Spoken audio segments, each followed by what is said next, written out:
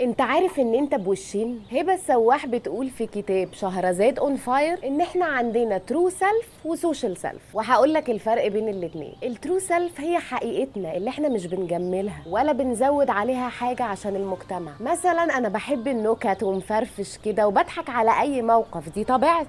اما السوشيال سيلف فهو وش انا بلبسه علشان موقف معين او علشان ارضي الناس او علشان طبيعه الموقف اللي انا فيه ما ينفعش ابين فيها الترو سيلف بتاعتي. زي انا فرفوشه وبحب الضحك، بس انا دلوقتي في اجتماع مهم وما ينفعش اقلبه هزار، فهدوس على الزرار واعمل فيها ان شخصيه جاده وما بهزرش. والكاتبه بتقول ان المشكله بتبدا لما ما بعرفش اعمل توازن بين الترو سيلف والسوشيال سيلف، ونبتدي نتوه وتضيع حقيقتنا. ومن هنا بتيجي المشكلات النفسية. مش احيانا كده بتحس ان انت مش مرتاح، مش نفسك، مش فاهم ايه السبب؟ مثلا بقيت منطوي في شغلك علشان انت مش حابب الناس مع ان انت طبيعتك ان انت اجتماعي، او انت بقيتي عصبية من كتر الضغوط اللي عليكي مع ان انت اصلا طبيعتك هادية ورايقة، فبقيتي حاسة ان انت مش مرتاحة لانك ببساطة شغلتي الزرار ونسيتي تقفليه. طب ايه العمل؟ ازاي اعرف ان الترو سيلف بتاعتي واخدة حقها، او اعرف ازاي اني تايه وسط الاتنين؟ هقول لكم الفيديو الجاي، استنوني.